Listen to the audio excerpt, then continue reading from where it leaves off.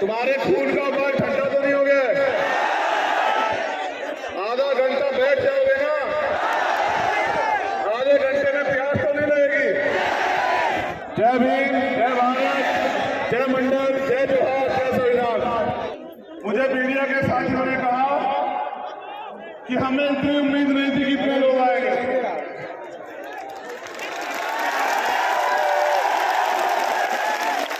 मैंने उनसे कहा कि मेरी उम्मीद से कम लोग आए और ये ग्राउंड छोटा है, क्योंकि जितने लोग अंदर है इससे ज्यादा लोग बाहर खड़े हैं। बाहर जाके देखो।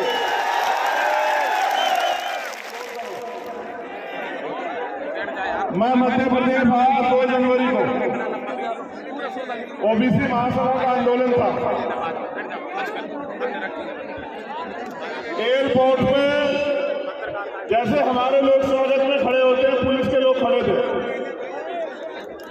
ताली वाली मत बजाओ, सुनो सिर्फ कि कितने बड़े षड्यंत्र होते हैं। हमारे नेतागण भी सुने, माला लेके खड़े थे स्वागत में। मैंने सोचा हमारे लोग होंगे, मैंने कहा धन्यवाद। तो मुझसे कहने लगे गाड़ी आ रही है, जरा इधर लॉज में, तब तक आप बैठ जाओ। मैंने भरोसा किया, क्योंकि हमारे बहुजन समाज के लोग सब पे भरोसा करते हैं।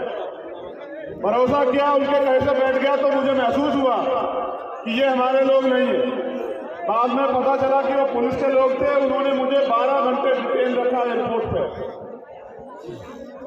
मैंने उसी दिन ये तय कर लिया था कि जब अब की बार मैं भोपाल आऊंगा तो अपने साथ अपने इतने भाइयों को लेके आऊंगा कि सरकार की हिम्मत नहीं पड़ेगी मुझे। 1 साल के बाद वो दिन आया है। मैं आपको सामाजिक न्याय यात्रा की बधाई देता हूं। मैं आपके प्यार की, आपके विश्वास की, आपके संघर्ष की दिल से इज्जत करता हूं। लेकिन अगर मेरा दर्द आप नहीं सुनोगे और उस पर अमल नहीं करोगे तो मेरे जैसे 1 लाख चंद्रशेखर पैदा होकर काम करे, आपकी जिंदगी नहीं बदलेगी। ताली बजाना छोड़ के मेरे सीधे साधे भोले भाले बहुजन समाज के लोगों, मेरे दर्द को सुनो। आपका अपना खून आपसे कुछ कहना चाहता है। क्या मेरा दर्द आपका दर्द नहीं है? क्या बाबा साहब अम्बेडकर का दर्द आपका दर्द नहीं है? क्या फूले, साहू, पेरियार, बिरसा, बाबू जगदेव प्रसाद कुशवाहा, जन्ना कपूरी ठाकुर, महामना राम स्वरूप वर्मा, बाबा साहब अम्बेडकर, माँ झलकारी बाई, माँ अवंतिका बाई, माँ उदा देव पासी, माँ रमा बाई, माँ सावित्रीबाई फुले, माँ फातिमा शेख, मान्यवर दीना नाना वाल्मीकि और मान्यवर काशीराम साहब का दर्द आपका दर्द है या नहीं है? बताओ। क्या उनके अधूरे सपनों को पूरा करना आपकी जिम्मेदारी, मेरी जिम्मेदारी है या नहीं है? बताओ। आने वाली पीढ़ी आपको क्यों याद रखे? इस बात के लिए कि आप गुलामी को सहते मरे, या इस बात के लिए कि आप गुलामी के खिलाफ लड़े? क्यों याद रखे? बताओ। तो फिर समझो और सुनो। एक आजादी की लड़ाई लड़ी गई 1857 में, जो अंग्रेजों से आजादी की लड़ाई थी, मेरठ से शुरू हुई। इतिहास में बार बार हमें चंद लोग ये कहते हैं कि आजादी की लड़ाई में इन वर्गों का कोई योगदान नहीं है। हमारे योगदान को नकारते हैं। इतिहास सुनो। आजादी की लड़ाई 1857, जो 10 मई को शुरू हुई मेरठ से, उसके नायक कौन थे? माता दीन वाल्मीकि और कोतवाल धन सिंह गुर्जर, जिन्होंने अपने प्राणों का बलिदान देकर उस आजादी की लड़ाई की शुरुआत की। 1804 उदैया चमार चोरा चोरी का जो कांड हुआ उसका इतिहास पढ़ो, जिनको सबसे पहले फांसी हुई भारत में। अगर पढ़ना है तो तिलकाराम मांझी पढ़ो, पढ़ना है तो उदयदेव फांसी पढ़ो, पढ़ना है तो टीपू सुल्तान पढ़ो, और अगर पढ़ना है तो चमार रेजिमेंट पढ़ो अगर तुम्हें इतिहास पढ़ना है। द्वितीय विश्व युद्ध में जिन्होंने जर्मनी तक की फोर्स को बर्मा में धूल चटाई और गॉड ऑफ ऑनर प्राप्त किया, जब अंग्रेजों ने जाति का रेजिमेंट बनाई तो चमार रेजिमेंट ने गॉड ऑफ ऑनर प्राप्त किया और जर्मनी की सेना को जवाब दिया, हकी बनवा दी उन लोगों को। फिर वो वापस जीत के आए। जब आए तो सुभाष चंद्र बोस जी के नेतृत्व में आजाद हिंद फौज खड़ी हो चुकी थी। अंग्रेजों ने कहा हमारे समर्पण को जानना चाहते हो? अंग्रेजों ने कहा कि चमार रेजिमेंट को लड़ना पड़ेगा आजाद हिंद फौज के खिलाफ। तो हमारी रेजिमेंट के लोगों ने कहा कि आजाद हिंद फौज के लोग देश के लिए लड़ रहे हैं, हम लोग उनके खिलाफ नहीं लड़ेंगे किसी भी कीमत पे। कीमत चुकानी पड़ी। उन्होंने कहा तुम्हारी रेजिमेंट खत्म कर देंगे। रेजिमेंट खत्म करवा ली, अपनी नौकरियां खत्म करवा ली, लेकिन अंग्रेजों के कहे से वो अपने देश के लिए लड़ने वाले आजाद हिंद फौज के खिलाफ नहीं लड़े। ये हमारा इतिहास है। ये लोग रोज बात करते हैं कि भीम आर्मी को बॉर्डर पे जाना चाहिए। मैं तो कह रहा हूं बनाओ रेजिमेंट, उन्हें बनाओ जाति के रेजिमेंट, या तो जाति की रेजिमेंट खत्म करो सारी, या फिर बनाओ और देखो जो और बहुजन होगा। बनाओ पूरा रेजिमेंट, बनाओ यादव रेजिमेंट, बनाओ लोधी रेजिमेंट, बनाओ चमार रेजिमेंट, बनाओ कृष्णा रेजिमेंट, और देखो हमारा जोर कि हम शहीद आजम सरदार भगत सिंह और उधम सिंह की तरह अपने खून का एक एक कतरा अपने देश की मिट्टी के लिए अगर कुर्बान ना करते तो अपने मुल्क के लिए हमने क्या नहीं सहा? हमने लाठियां खाई, हमने जातिगत अपमान सहा, हमने अन्याय सहा, हमारी बहन बेटियों को अत्याचार किया गया, हमारे बड़ों की पगड़ी उछाली गई, हमें अधिकारों से वंचित रखा गया। क्या नहीं सहा हमने अपने देश में? आज भी आजाद भारत में हम अधिकारों की बात करते हैं, आप धर्म की बात करते हो। धर्म आदमी का व्यक्तिगत अधिकार है, आप धर्म की बात करो, लेकिन आजादी के इतने दिन बाद अगर इतने बड़े वर्गों के अधिकारों की बात नहीं करोगे तो अब ये देश में नहीं चलेगा। ये बताने के लिए हम लोग भोपाल में आए। जिन्हें इतिहास जानने का शौक हो और जो इतिहास को चुराना चाहते हो वो इतिहास को पढ़ो। क्या जानते हो प्रतिहार के बारे में?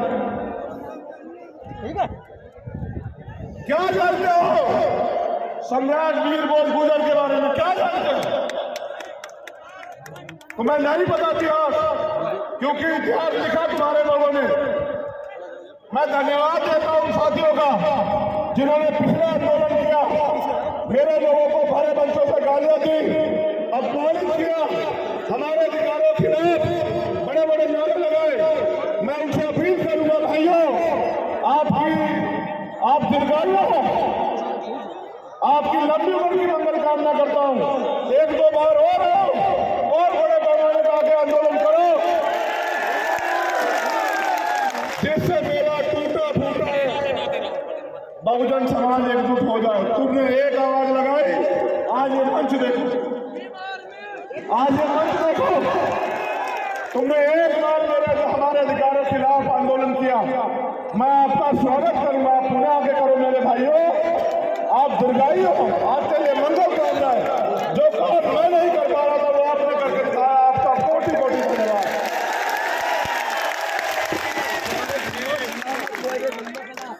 मैंने आपको एक आजादी के बारे में बताया, और भी इतिहास है उस आजादी का।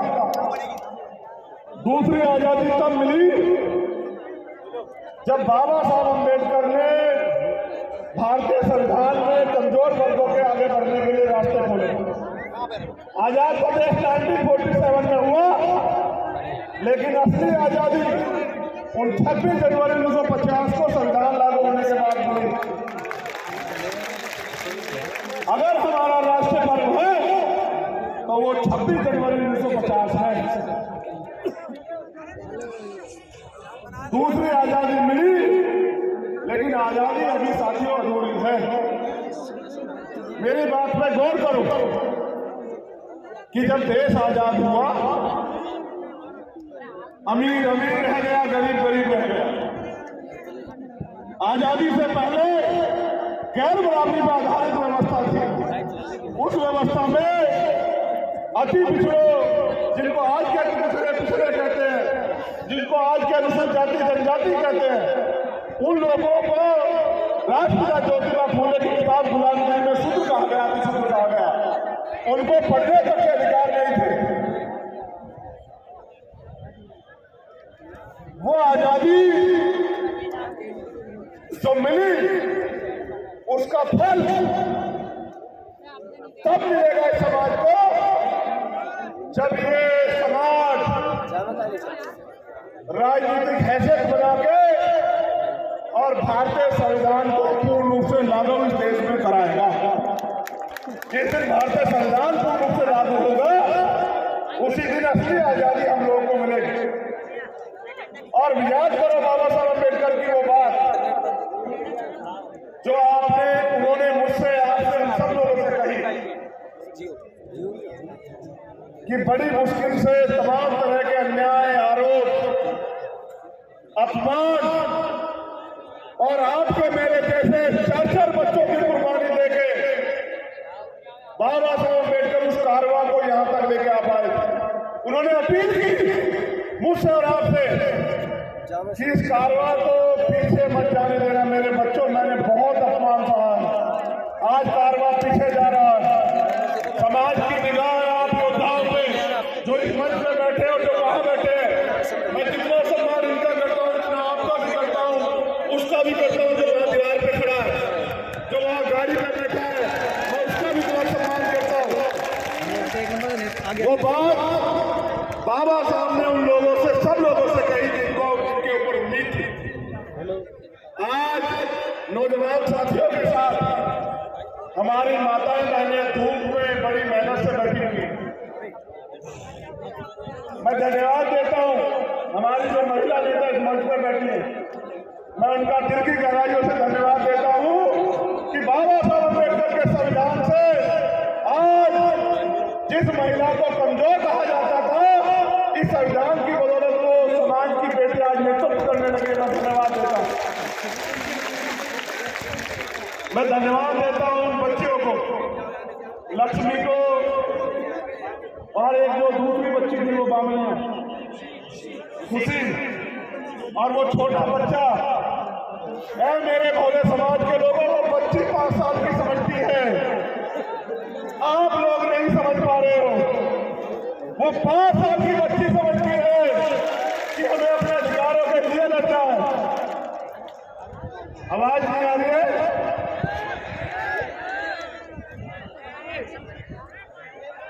अब देखो हमारी है क्या। धन्यवाद करता हूं यहाँ के प्रशासन के लोगों का,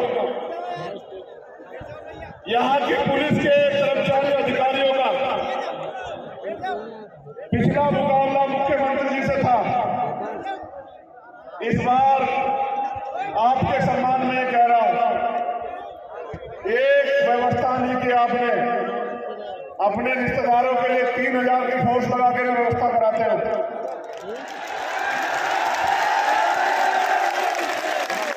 और हमारे लोगों के लिए ये व्यवस्था कराते हो। मेरे लोगों के पैरों से गाड़ियां चढ़ी, एक व्यवस्था नहीं करी। हमारे टैक्स के पैसे से तनख्वाह लेते हो, एजेंटगिरी सरकार की करते हो। चिंता मत करो नौकरी, होगा आपसे आमना सामना। भारतीय संविधान हर कमजोर को ताकत देता है। मैं बदला लेने में नहीं, बदलाव करने में भरोसा रखता हूं। जिनके लिए आज व्यवस्था नहीं की, वो लोग इस अपमान को समझेंगे और वो मेहनत करेंगे और इतनी ताकत बनाएंगे, कल उनको सलाम करना पड़े। आपको याद रखना मेरी बात को। मैं पुनः अपनी बात पे आता हूं। अब ये लड़ाई तीसरी आजादी की है। कौन सी लड़ाई है? तीसरी आजादी की लड़ाई लड़ना चाहते हैं, नहीं लड़ना चाहते? बताओ। ये लड़ाई बिना एकता के नहीं लड़ी जा सकती है। मध्य प्रदेश में रहने वाले 90% समाज जो बहुजन समाज है, पिछड़ा, दलित, आदिवासी और अन्य धार्मिक अल्पसंख्यक, उन लोगों को एकजुट होना पड़ेगा। उनके नेताओं को नहीं, उनके समाज को एकजुट होना पड़ेगा और अपने अधिकारों के लिए संघर्ष करना पड़ेगा। मेहनत करनी पड़ेगी, समाज को जाके जागरूक करना पड़ेगा, तब हम तीसरी लड़ाई की आजादी जीतेंगे। क्या आपको 2 अप्रैल का न्याय याद है? जरा हाथ उठा के बताओ कितने लोगों को याद है?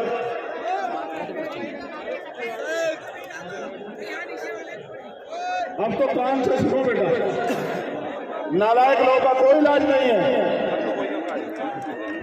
दोनों हाथ उठा के बताओ 2 अप्रैल का दर्द किनको याद है?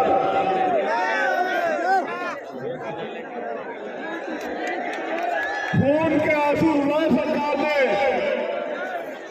खून के आंसू। हजारों लोगों ने जेल काटी, इतने परिवारों ने शहादतें सही,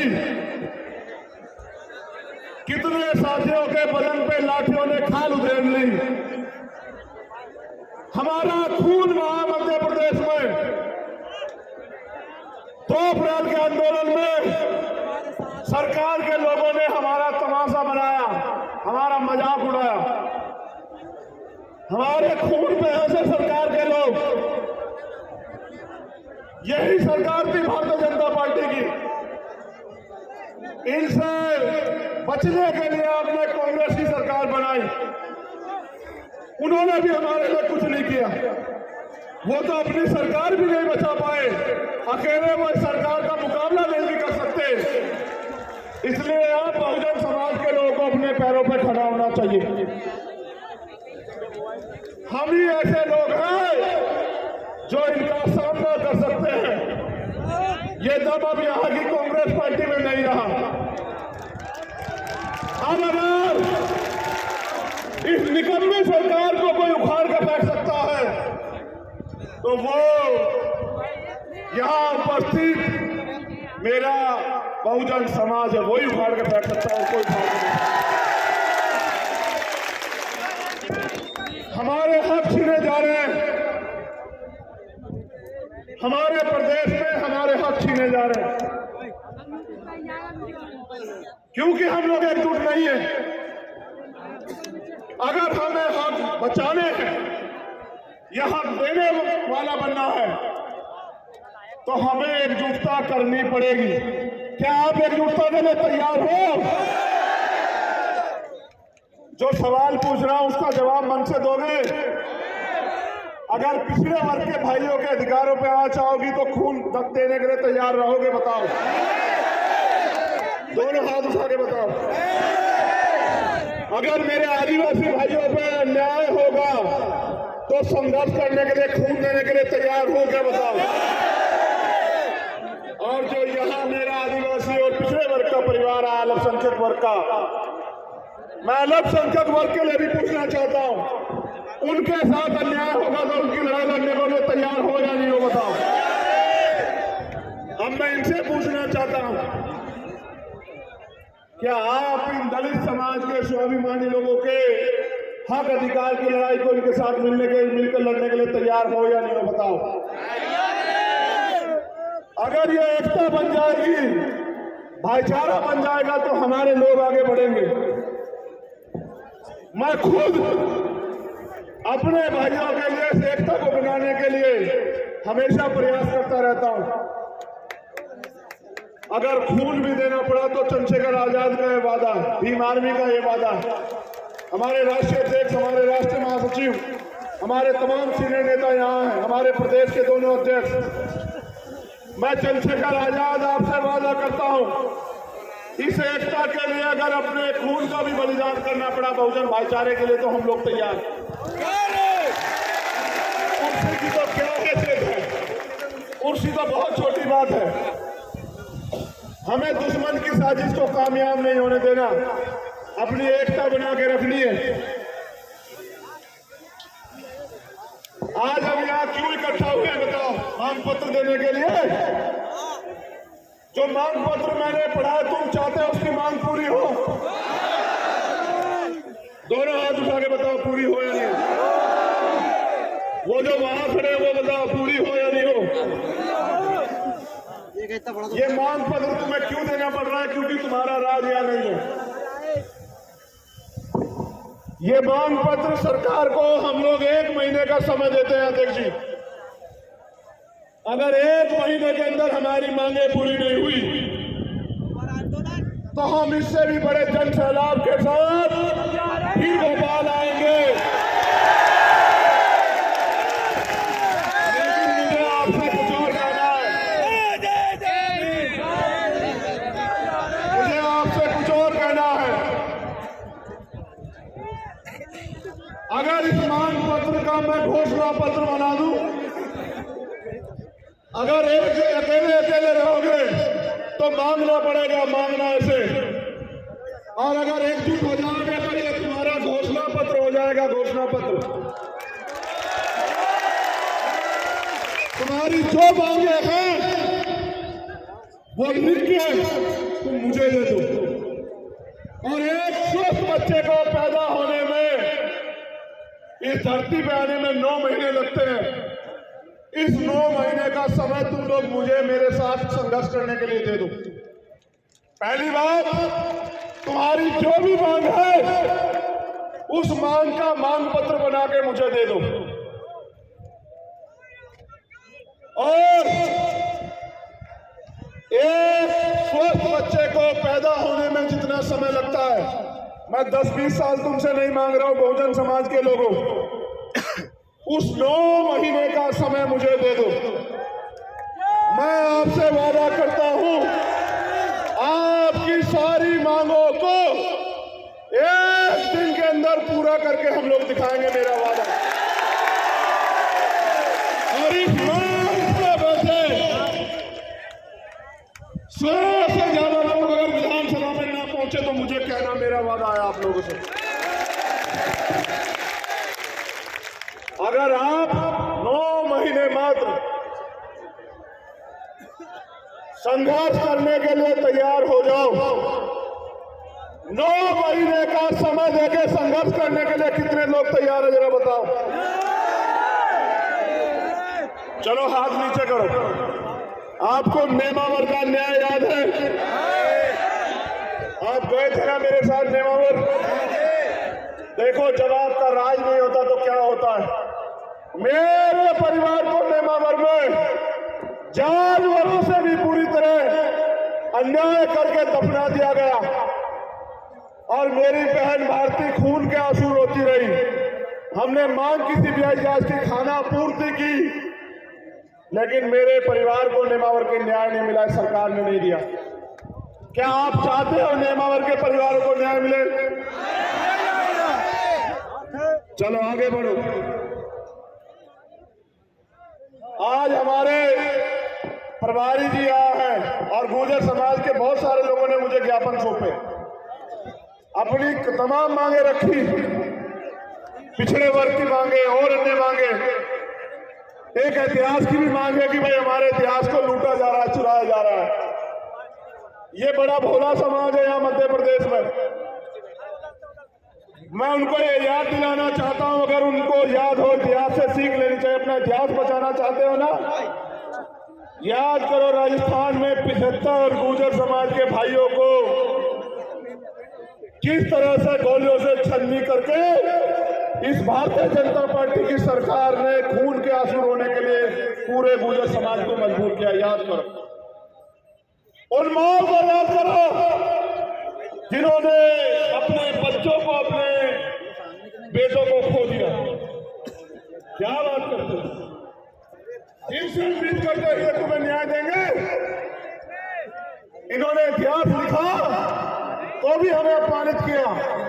अगर अपने इतिहास को बचाना चाहते हो, अपने वर्तमान को स्वाभिमान सम्मान से जीना चाहते हो, तो अपनी ताकत बनाओ। गुलाम नेताओं को छोड़ के आप मेरे लोगों, मेरा 9 महीने के लिए साथ दौड़ देखो जलवे मध्य प्रदेश में।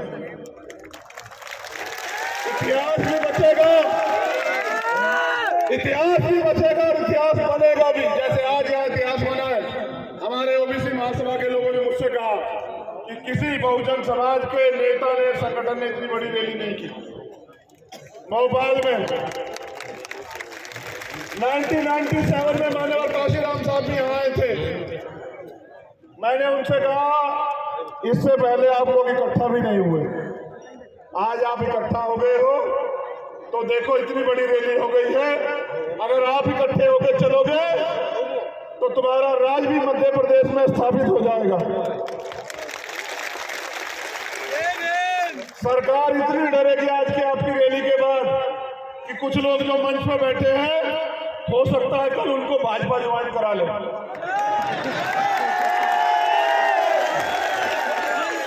घबराना नहीं, एक जाएगा 100 आएंगे।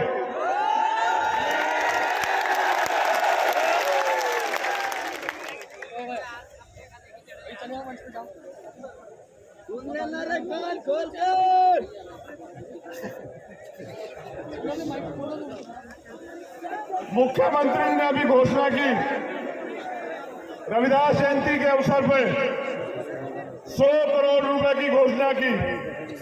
इससे पहले उन्होंने घोषणा की थी उज्जैन में 50 लाख रुपए की, इंदौर में भी की थी 25 लाख रुपए की। मैं मुख्यमंत्री से पूछना चाहता हूं, शिकारी आता है, दाना फेंकता है, हमारे लोगों को फंसाता है। जब हमारा आदमी दाना चुगने के लिए जाता है तो उसकी गर्दन पकड़ लेता है। जिन्होंने पिछले 4 साल में नहीं किया वो अब आपके लिए करेंगे। अब मैं आज आपसे ऐलान कर रहा हूं कि जो सरकार 5 साल में नहीं कर पाई, हम लोग 1 साल में कर देंगे। जो मांग पत्र आपका है वो घोषणा पत्र बना के काम कर देंगे। अभी बजट आएगा, मुख्यमंत्री जी और घोषणाएं करेंगे। इनकी घोषणा में तो नहीं तुम लोग आने वाले, शिकारी के जाल में तो नहीं फंसोगे। मेरे दोनों हाथ उठा के बताओ। बहुत अच्छे। मुख्यमंत्री ने कहा 1 लाख नौकरी देंगे, रास्ता कहा ना। जो मुख्यमंत्री अपने स्वाभिमान सम्मान की रक्षा न कर पा रहा हो मध्य प्रदेश में, वो हमारे लोगों की स्वाभिमान सम्मान की रक्षा क्या करेगा? क्योंकि वो भी मेरे परिवार के व्यक्ति हैं। मैं उनके साथ जो अपमान किया गया, मैं उसके लिए भी खेत प्रकट करता हूं कि किसी को अधिकार नहीं है पिछड़े वर्ग के मुख्यमंत्री को अपमानित करे, लेकिन उनको भी अधिकार नहीं है पिछड़े वर्ग का कहलाने के लिए। जब वो नगर निकाय चुनाव में पिछड़े वर्ग के अधिकार को खाने का काम करते हैं भारतीय जनता पार्टी के साथ मिलके, उनको भी कोई अधिकार नहीं है। अब मैं पूछना चाहता हूं, 1 लाख नौकरियों में SC, ST, OBC का आरक्षण कितना पूरा करोगे ये भी बताओ। 2 लाख से ज्यादा बैकलॉग पड़ा हुआ है, उसको कब भरोगे मुख्यमंत्री ये भी बताओ। 68,000 की भर्ती हुई, हमारे नेता जानते हैं उत्तर प्रदेश में 69,000 की शिक्षक भर्ती, 20,000 पद ये सरकार खा गई थी भारतीय जनता पार्टी की। इस सरकार से हमें कोई उम्मीद नहीं है। आप इस निकम्मी सरकार से कोई उम्मीद ना रखो। अब काम की बात सुनो, राजनीतिक बात बताओ आपको।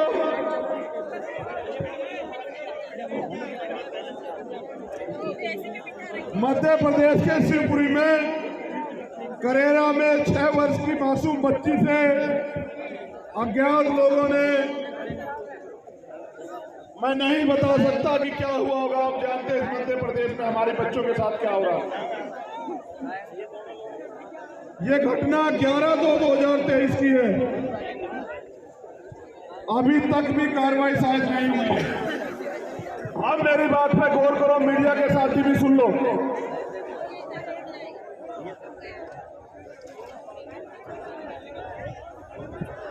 मैं जो बात आपसे कह रहा हूं, अगर ये भारतीय जनता पार्टी और कांग्रेस कर दे तो मीडिया के लोग इस पे सवाल पूछना। जो समाज सरकार बना सकता है वो अपने लोगों की सरकार क्यों नहीं बना सकता? इस मध्य प्रदेश में अनुसूचित जाति जनजाति का मुख्यमंत्री क्यों नहीं बन सकता? आप बताओ मुझे। मेरा वादा है कि हम लोग भाईचारा बना के एक पॉलिसी बनाएंगे। सुन लो, आज मीडिया के लोग जानना चाहते थे ना, जब मान्यवर काशीराम साहब कह के गए उनका वादा अधूरा है। अगर मेरे आदिवासी समाज के लोग तैयार हो जाए तो पहला आदिवासी मुख्यमंत्री हम लोग बनाने का काम करेंगे मध्य प्रदेश में। और जाओ बीजेपी कांग्रेस के लोगों को कहो कि वो बना के दिखा दें। वो बनाएंगे तो राज्यपाल या राष्ट्रपति जिनके हाथ में कोई पावर नहीं है, सिर्फ दिखावा करेंगे। बहुत नेता तैयार हो गए मेरे आदिवासी परिवार में। तुम लोग मोर्चा, मेरा वादा है कि पहला आदिवासी मुख्यमंत्री मध्य प्रदेश में हम लोग बना के दिखाएंगे। इसी बात एक अनुसूचित जाति का उप मुख्यमंत्री, एक अन्य पिछड़े वर्ग का मुख्यमंत्री, उप मुख्यमंत्री और एक अल्पसंख्यक समाज का उप मुख्यमंत्री। ये 4 ताकतवर लोग हम लोग अपनी सरकार के जरिए मध्य प्रदेश में बना के दिखाएंगे। और चारों को बराबर पावर होगी कि चारों लोग इन वर्गों के हितों के लिए कानून बनाए और फैसले लें। आप ये बताओ, वोट हमारा, राज तुम्हारा, कब तक इस देश में चलेगा? आप बताओ। जातिगत जनगणना होनी चाहिए नहीं होनी चाहिए? बताओ। जाति धर्म के नाम पे जो अन्याय हो रहा है वो रुकना चाहिए नहीं रुकना चाहिए? बताओ। मेरी आवाज आ रही है? मेरी आवाज आ रही है? देखना, मुझे बताओ, हमारी बहन बेटियों में जो अत्याचार होता है, जो खून के आंसू हम लोग होते हैं, वो खत्म होना चाहिए नहीं होना चाहिए? बताओ। जो पढ़े लिखे नौजवान बेरोजगार होंगे उनको रोजगार मिलना चाहिए नहीं मिलना चाहिए? बताओ। ये कांग्रेस के लोग बीजेपी को कोसते रहते हैं, बीजेपी के लोग कांग्रेस के लोग को कोसते रहते हैं। इन बहुजन समाज को अधिकार मिलना चाहिए मिलना चाहिए? बताओ। आप में से कितने लोग चाहते हो कि आदिवासी समाज का मुख्यमंत्री बने? हाथ उठाओ। मैं देख रहा हूं, उठा के रखो। मैं देखता हूं मेरे आदिवासी परिवार में कौन कौन साथ है।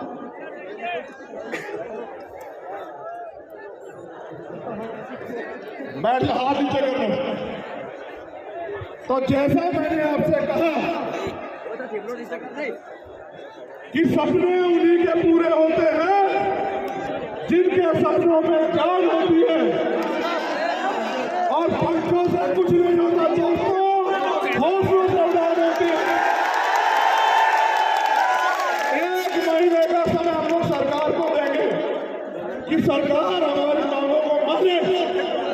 अगर सरकार ने हमारी मांगों को नहीं माना तो 1 महीने के बाद हम लोग रणनीति बना के बहुजन समाज में भाईचारे के सम्मेलन चलाएंगे और बहुजन समाज के लोगों को अपने पैरों पे खड़ा होने के लिए तैयार करेंगे। मेरे जाने के बाद ये हम गौर करोगे, हमारी एकता को तोड़ने के लिए झगड़े कराओगे। वादा करो मुझसे कि अपने लोगों से नहीं लड़ोगे। आप लोग वादा करो। अगर लड़ोगे तो दुश्मन की नीतियों के खिलाफ लड़ोगे, एक दूसरे की ताकत बन के लड़ोगे, एक दूसरे के खिलाफ लड़ोगे? बताओ। दोनों